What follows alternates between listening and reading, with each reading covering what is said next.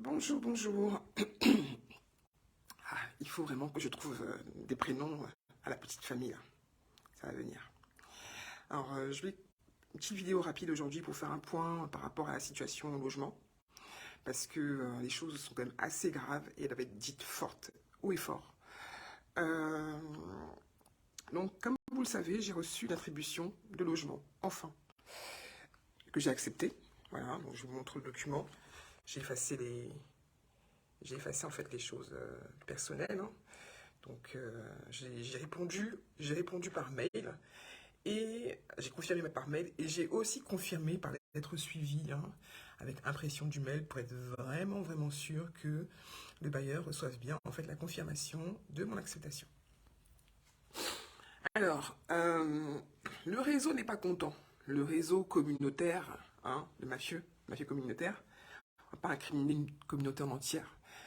Donc j'emploie vraiment le terme mafia communautaire et je vous exhorte à employer les bons termes parce que c'est le langage qui véhicule des idées et en fait beaucoup de gens jouent justement sur les approximations langagières pour incriminer une population entière. Je suis désolé, c'est pas une communauté entière qui est responsable, c'est une mafia communautaire qui porte préjudice en premier lieu à sa propre communauté, du point de vue de l'image, déjà pour commencer, mais aussi parce que eux aussi sont victimes de ça. Moi, j'ai eu en fait, dans le cadre de mon travail, à accompagner des femmes, parce qu'ils s'en prennent souvent en fait aux personnes vulnérables, donc des femmes fraîchement divorcées par exemple, euh, qui dépouillent parce qu'elles n'ont plus de protection. Donc, bah, ce sont des mafias communautaires qui vont proliférer parce que en cas de crise, ben, il y a en fait des ressources de plus en plus rares, de plus en plus mal distribuées, et montre la criminalité s'organise dans les territoires.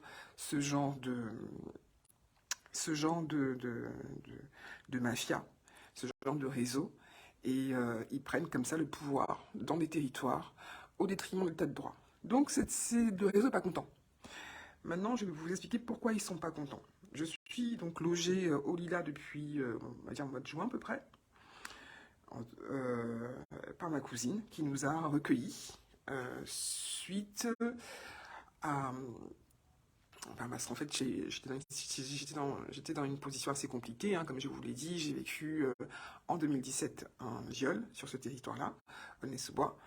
Et donc j'étais plus du tout à l'aise parce qu'il y avait des choses qui se passaient qui étaient pas normales et surtout les pouvoirs publics en fait réagissaient pas quoi.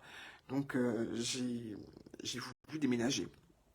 J'ai voulu déménager. J'ai donc profité de l'opportunité de ma cousine enfin proposée par ma cousine pour emménager avec mes enfants dans un lieu que je pensais sûr.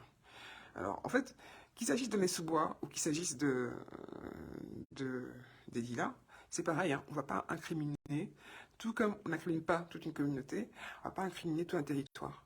Il ne s'agit pas en fait des territoires en tant que tels, il s'agit de la façon dont ces territoires sont occupés et de quelle manière les mafias prennent possession de ces territoires. Et donc, elles sont mobiles, hein, elles sont mobiles. Les Lilas, Aulnay-sous-Bois, c'est pas loin. Et bah, ils m'ont suivi. Ils m'ont suivi ici. Et en fait, comment ça se passe? Bah, quand ils arrivent quelque part, déjà à la base, dans tous les territoires, il y a toujours une petite mafia installée, hein. Euh, ils coopèrent entre eux. Enfin, moi, je sais pas trop. Je n'ai jamais été dans des histoires comme ça, donc je sais pas comment ils s'organisent, mais je suppose que voilà, ce sont en fait des alliances, des coopérations. Voilà. Ils arrivent à faire en fait ce que font à un autre niveau les entreprises, par exemple. Voilà. Donc c'est de la coopération, c'est du réseautage. Voilà. Donc quand je suis arrivé ici, dès que je suis arrivé ici, le premier jour où je suis arrivé ici, ma porte d'entrée a été défoncée et ils ont volé déjà 2 cartons. J'ai donc posé une plainte. La police est venue ici d'ailleurs, a noté, a, enfin, a relevé, enfin, il n'y a pas eu de relevé d'empreinte, mais ils ont relevé l'infraction. Voilà, ils ont noté l'infraction, ils l'ont constaté. Et j'ai ensuite été au commissariat des Lilas poser une plainte. Donc j'ai une plainte formelle par rapport à cette intrusion à domicile. Après, c'était plus compliqué de collaborer avec eux, hein. Mais en tout cas, par rapport à cette plainte-là, ils ont pris cette plainte-là. Euh, Ensuite, j'ai dû passer par le procureur directement parce que c'était compliqué. Et donc, j'ai envoyé toute une série de plaintes au procureur avec à chaque fois des preuves par rapport à des intrusions à domicile, par rapport à des vols, par rapport à des piratages, par rapport à des escroqueries, etc. etc. J'ai jamais eu autant d'infractions sur un territoire qu'ici. Donc, parmi les infractions que j'ai fait remonter, donc comme j'explique, on est logé ici depuis le mois de juin et on n'a jamais pu bénéficier en fait tranquillement de ce logement. Jamais, jamais. Mes enfants et moi avons vécu un an dans la plus grande insécurité. Déjà par rapport à la porte, parce que même si on a remplacé, remplacé la serrure, parce que j'ai pas les moyens de remplacer une porte, et c'est mon assurance qui a remplacé la serrure, même si on a remplacé en fait, la serrure, ils l'ont à nouveau défoncé, ils l'ont à nouveau en fait forcé, pardon, et la porte est très fragile, quoi. Donc du coup, je la bloque avec une machine à laver que je n'utilise pas, puisque l'appartement n'est pas équipé pour que, en tout cas, le plombier qu'on a fait venir nous a expliqué qu'il n'y avait pas d'arrivée d'eau et de possibilité de mettre une machine à laver. Donc la machine à laver est restée voilà, comme ça. Je lave mon linge à la main. Et quand j'ai un peu de moyens, je vais laver en fait les trucs les plus gros, comme les draps, au lave-matic. Donc on vit dans des conditions extrêmement précaires. Toilettes sèches. Bon, j'ai découvert que c'était pas mal, une toilette sèche quand même. Toilette sèche, un seul point d'eau à la salle de bain. Ma vaisselle, je la fais à la, à la bassine. Hein. Je me suis cassé le dos à force de porter des bassines. Et voilà, la porte, dans l'état, comme je vous l'ai dit, la porte n'est pas sécurisée. Donc, un soir, à 23h, j'ai mis le lien sur YouTube, je vous mettrai le lien. Un voisin est monté en frappant à 23h, en prétendant qu'il y avait du bruit. C'est faux. Il n'y avait pas de bruit. Tout le monde dormait. Mes gosses dorment à 21h en général, quand c'est vacances scolaires, quand c'est en période scolaire. Donc il n'y avait pas de bruit, tout le monde dormait. Et c'est ce qui m'a. Si était venu, genre à 20h, j'ai ouvert la porte. Parce que j'ai déjà reçu, en fait, sa maman qui est venue, en fait, demander des renseignements par rapport à je crois que c'était l'eau, une fuite d'eau. Donc j'ai ouvert la porte, j'ouvre la porte en fait sans mal en journée, ça va. Mais là c'était 23h, je suis une femme seule et dans un climat qui est assez compliqué, j'ai pas ouvert la porte. Même si c'était une voix féminine derrière, j'ai pas ouvert la porte parce que il n'y avait pas de bruit.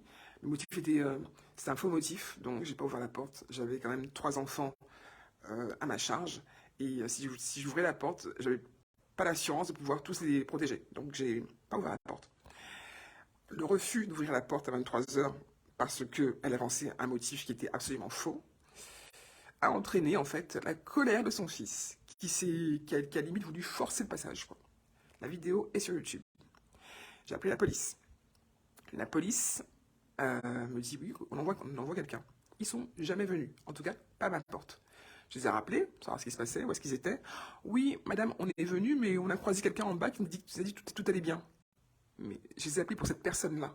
Donc ça veut dire qu'ils n'ont même pas fait en fait le constat. Vous voyez un petit peu comment ça se passe dans les territoires, dans ces territoires-là, lorsque le maillage en fait mafieux est serré.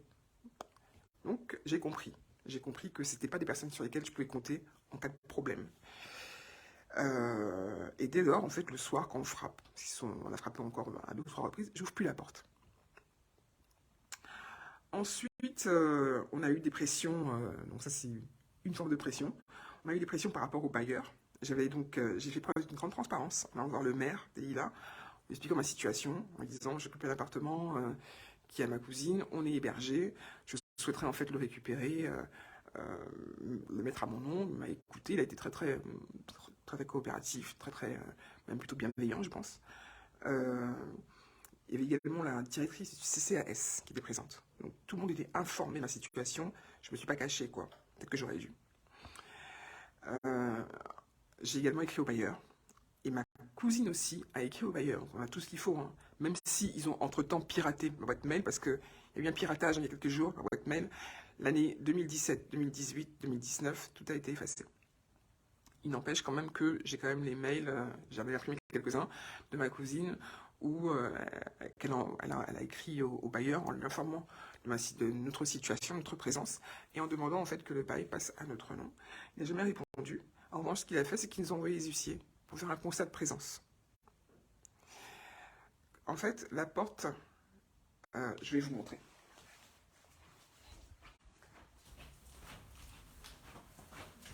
On voit la machine à laver avec laquelle je bloque la porte.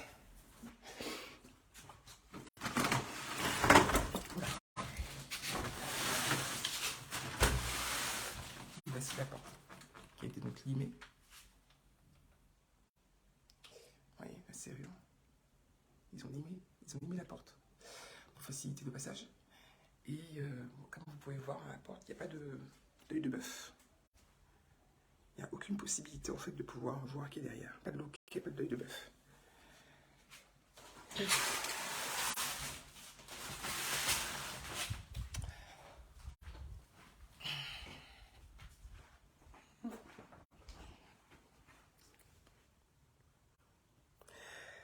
Voilà, donc quand ils sont... Donc il n'y a aucune possibilité de savoir qui est derrière la porte. Donc quand ils ont frappé, bon, certes c'était en journée, mais ma fille était malade. Ma fille de 13 ans était malade, elle était à la maison. Et donc il n'y avait aucune possibilité pour voir qui était derrière, quoi. On me dit c'est les huissiers, je ne croyais absolument pas. Aucun moyen en retard à ce moment-là, hein, je n'avais aucun, parce qu'à ce moment-là, la banque n'avait pas encore bloqué de manière arbitraire un de mes comptes, où je stockais les loyers justement.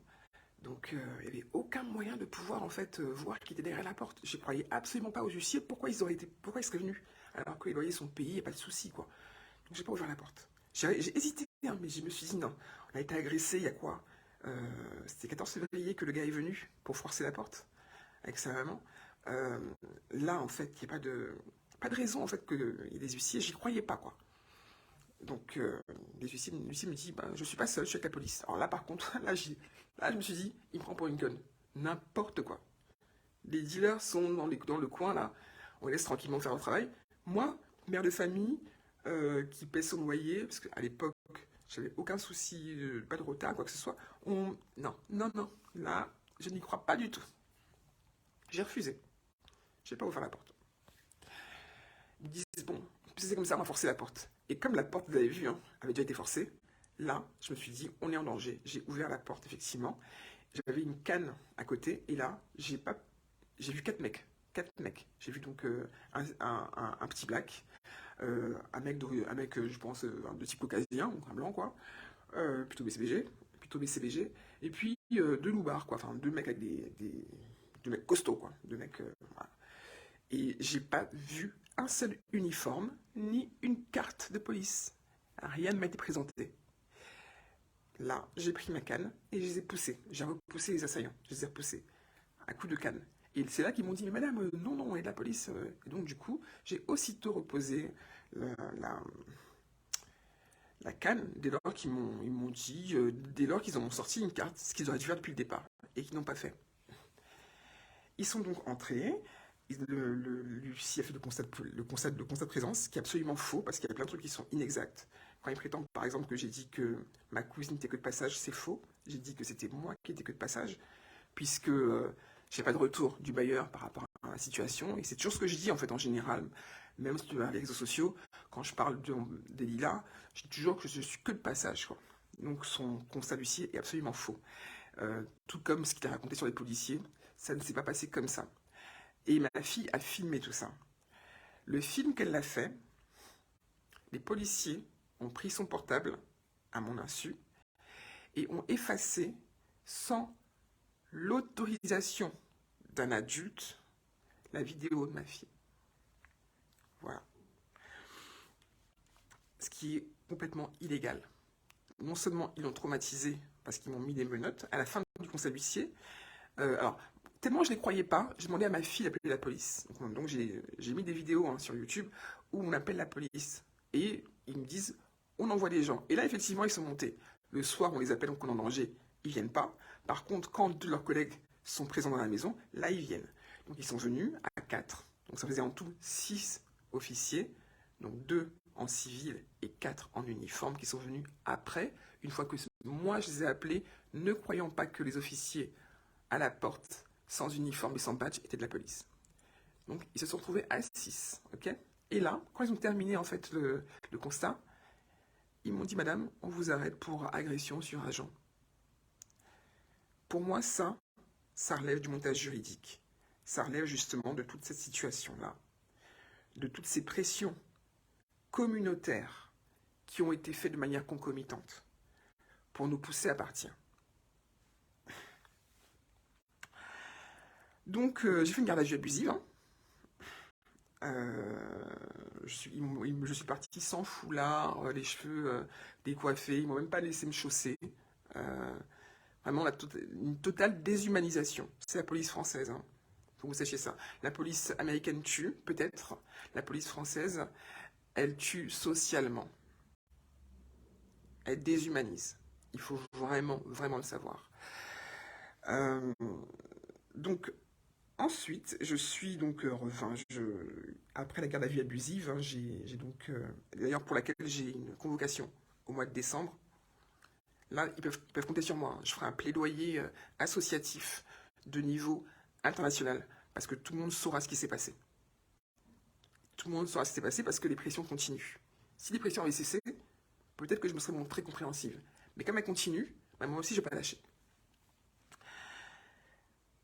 Donc, tout ceci, comme je vous le dis, c'est des pressions communautaires. Peu de temps après le passage, après la garde à vue, après le passage de l'huissier pour constat de présence, donc l'huissier prétend qu'on occupe l'appartement illégal, de manière, comment dire, le terme n'est pas illégal, parce que c'est pas illégal, hein, mais en gros, on n'aurait pas le droit de l'occuper parce que l'appartement est un appartement de fonction. C'est celui de ma cousine. Elle exerçait en tant que kiné. Le bail est mixte et un bail mixte prévoit une partie en fait qu'on peut occuper.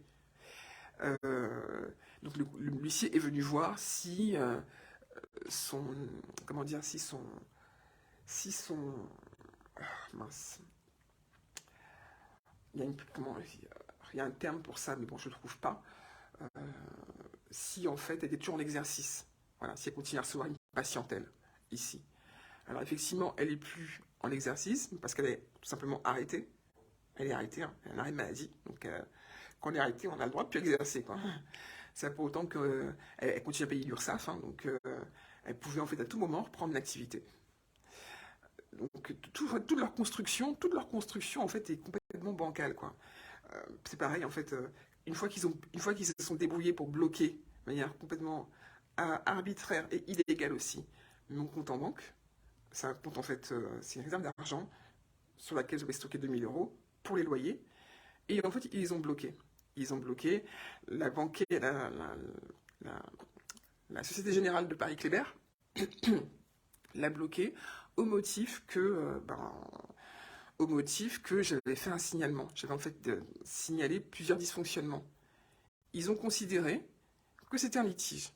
Un mail signalait en fait qu'il y a un souci par rapport aux écritures comptables, avec des preuves en plus, des captures écran. Ils ont considéré que c'était un litige. Tout ceci, c'est pour vous expliquer comment ça fonctionne en fait. C'est une privation de droit qui fonctionne sur des montages juridiques complètement abscons. Mais comme ils ont le nombre, ce sont des communautés puissantes derrière, ils ont le nombre, ils s'autorisent ça. Ils s'autorisent en fait à supplanter par leur totalitarisme l'état de droit. Donc je continue. Il y a quand même un Dieu sur Terre, parce que finalement, j'ai un DALO depuis 2019, et on m'a proposé un logement par rapport à ce DALO. Donc je vous ai montré donc, le document, je vous le remontre à nouveau. Voilà. Donc j'ai une attribution de logement. Bah, le réseau n'est pas content. Le réseau est vraiment pas content. Ce réseau, il faut quand même que je vous dise qu'il est lié de très près au premier crime dont j'ai fait l'objet. Un crime qu'aucune femme ne devrait subir. Aucune personne d'ailleurs. Un viol en 2017. J'ai posé une plainte, qui n'est pas nominative, mais j'ai demandé un test ADN. Et je pense que ça, rien que ça, tout ce qui est en place, pour moi c'est un aveu déjà. Ça veut dire que je suis sur la bonne piste. J'ai toujours parlé du violeur en termes de présumé violeur, et j'ai toujours demandé un test ADN de manière à confirmer ou infirmer, si je me trompe, son application dans cette histoire. Ben, le réseau, en fait, par tout ce qu'il fait, a quelque part, en fait, déjà avoué à la place du violeur. J'aime pas besoin, en fait, même d'aller plus loin, parce que c'est déjà un aveu, tout ce qui fait, toutes ces privations de droit, tout ce montage juridique, c'est déjà une preuve en soi. Donc le test ADN, à mon avis, il sera positif. Il va juste, en fait, entériner le fait qu'il est coupable. Et le réseau commence déjà à penser à l'étape numéro 2. Si jamais il y a un test, si jamais la plainte aboutit au TJ de Bobigny, on ne sait jamais, hein. on peut toujours croire au Père Noël. Admettons que la plainte pour viol aboutit au TJ de Bobigny, peut-être qu'il y aura un test ADN, et peut-être que là, on pourra en fait demander des comptes, quoi. Ils sont déjà en train d'anticiper ce qui vient après. Donc ils sont en train de dire que j'aurais eu une relation consentie avec ce type. Mes premières plaintes datent quand même de 2018, hein, 2017-2018. S'il y a eu un consentement, déjà premièrement, j'aurais pas décrit cette personne attestant que lui et moi n'avons jamais eu de relation. Parce que j'ai quand même un écrit que j'ai envoyé au TJ de Bobigny. Hein. TJ de Bobigny a un écrit de ce type, un mail, où je lui demandais textuellement, je sens qu'il se passe un truc bizarre, est-ce que tu peux me confirmer ça. J'ai mis 4 ou 5 lignes, et il a tout confirmé. Donc lui-même en fait a admis que nous n'avons jamais eu de relation consentie, c'est même pas envisageable, quoi. Il ne peut pas m'approcher à plus de 20 cm, je ne le supporte pas. J'ai toujours su que c'est un gars qui se met avec un truc bizarre. Et là j'ai la preuve, effectivement, même si ce n'est pas encore une preuve factuelle, complète, définitive. Voilà, il y a un truc qui est pas net chez ce mec. Donc, le TGI Bobigny a tout ce qu'il faut pour faire son travail, mais la pression communautaire est telle qu'ils ne le font pas. Je poursuis. Donc, en revanche, les communautés, hein, les mafias communautaires sont, elles, très très virulentes. Elles font leur job, quoi. Elles font leur job parce qu'elles sont déjà en train de passer à l'étape suivante, à vouloir à essayer de faire croire que la relation était consentie alors qu'il n'y avait aucun consentement. Quand on est violé sur GHB, on n'est pas consciente, pas de consentement. Et si j'avais été éveillé, je me serais battu à mort contre lui. Je me serais battu à mort contre lui. Et il aurait perdu. Et en plus de ça, ils ont quand même le culot de rigoler entre eux. Hein, parce qu'ils rigolent entre eux, ils passent sous mes fenêtres, ils passent sur le premier étage, j'entends tout. Donc quand je mets mon linge dehors pour sécher, ils passent sous mes fenêtres et ils se foutent de ma gueule en disant de toute façon, elle n'a rien à dire, c'est sa Tisa. Tisa, en langage africain, en populaire africain, ça veut dire maîtresse. Ça, c'est un truc vraiment. Je vais pas vous dire comment ça me révulse. 1. J'ai été violée. 2. J'ai pas la justice. 3. Ces bâtards se moquent de moi en disant que je serais la Tisa de ce mec. Donc je suis sa propriété. Je suis sa chose. De quel droit? De quel droit? Je suis pas une esclave. De quel... On vit en France. Je suis né en France, j'ai grandi ici. J'en tremble même tellement ça m'énerve, tellement ça me révulse. Je ne comprends pas en fait que ces gens aient ce pouvoir-là et qu'on les laisse faire. Donc, maintenant, ce qui se dit, c'est qu'en rigolant, hein, sous mes fenêtres en plus, c'est que je serai sa Tisa. Pour rappel, je suis chrétienne, je suis pratiquante. L'infidélité fait partie en fait des 10 commandements à éviter, qui sont proscrits. Je ne serai jamais la tisane d'un homme marié. Je ne serai jamais, même la tisane d'un mec fiancé, ou même un type qui est juste avec une nana. Jamais. Jamais, jamais, jamais. J'ai été viré dans un boulot. On m'a viré. Hein. On m'a harcelé et viré parce que j'ai refusé justement d'être la tisane d'un homme marié. Parce que j'ai pas voulu de ça. Parce que j'ai refusé.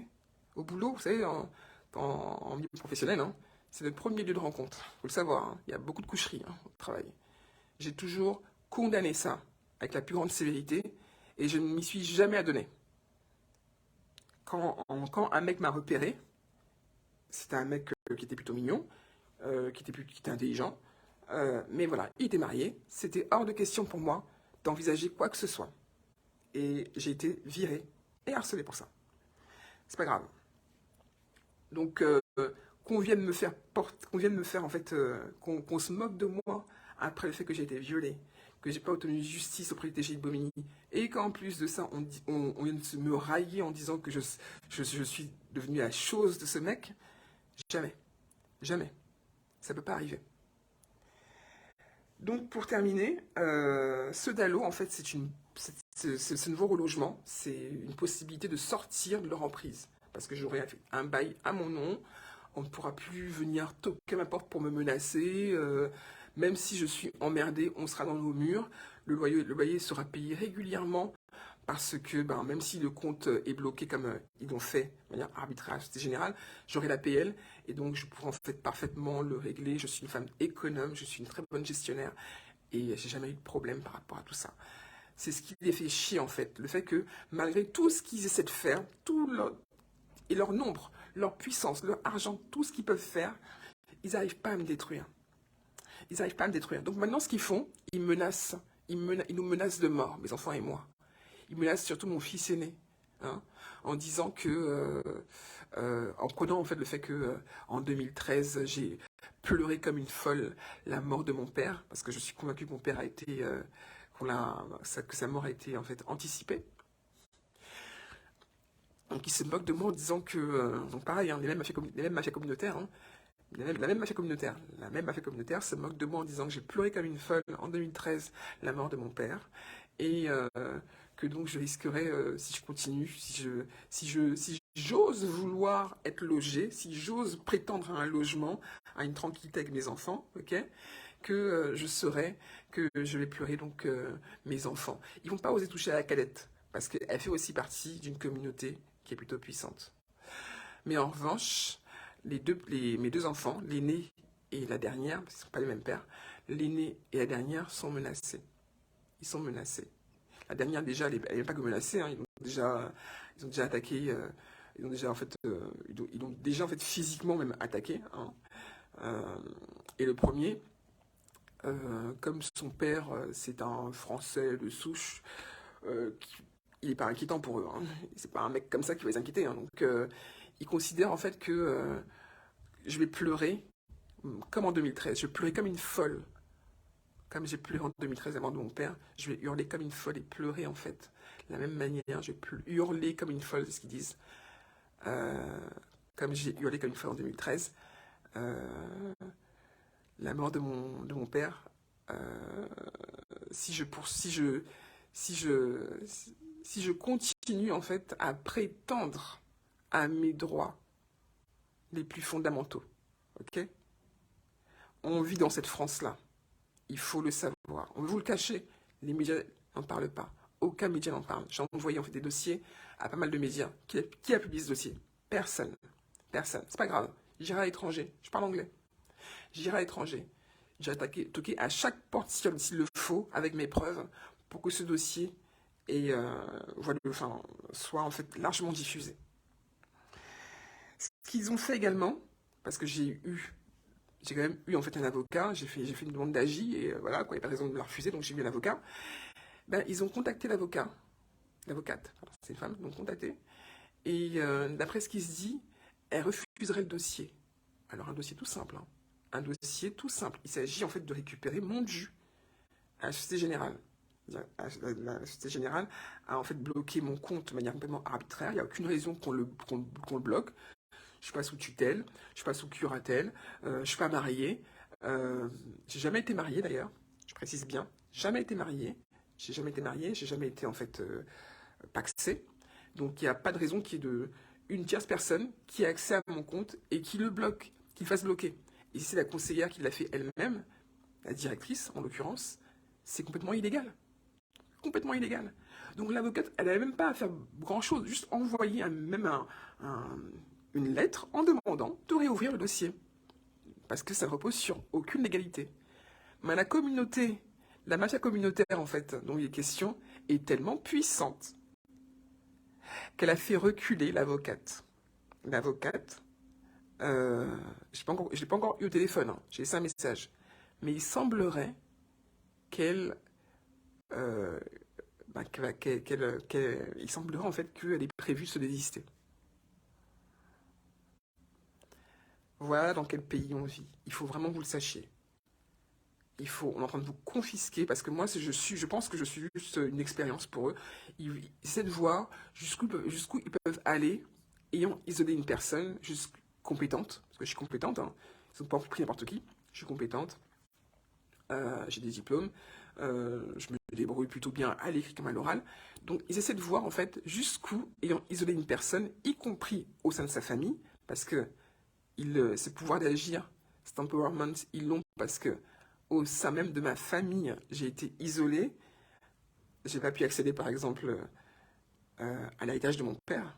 J'ai pas pu accéder à l'héritage de mon père, hein, qui est mort en 2013. Donc ils essaient de voir jusqu'où ils peuvent aller. Et c'est une expérience qu'ils vont en fait répéter sur plusieurs personnes. Sachant que on vit dans une société française qui est hyper individualiste, les gens sont plutôt seuls. Euh, Ce sont les communautés en fait, les communautés qui sont les seuls corps intermédiaires qui protègent encore les citoyens des dérives de l'État. Mais si ces communautés-là en fait, elles aussi sont détournées, si elles aussi en fait se mettent à cibler les individus, eux de les protéger, ben on est juste foutu. On est juste foutu dans un monde individualiste. Donc il faut vraiment s'alerter. Il faut vraiment que les gens se réveillent. Il ne s'agit pas que de mon cas. Il s'agit du vôtre aussi. Ils réussissent à passer. Ils réussissent à passer en force ce qu'ils sont en train de faire. Ils vont le dupliquer. Ils vont l'essaimer. Ils fonctionnent comme ça. Et vous serez les dindons de la farce. Vous serez des nombreux dindons de la farce. Voilà. Bon, moi j'ai fini. Je vous tiens informé. En espérant que je pourrais signer mon bail très rapidement.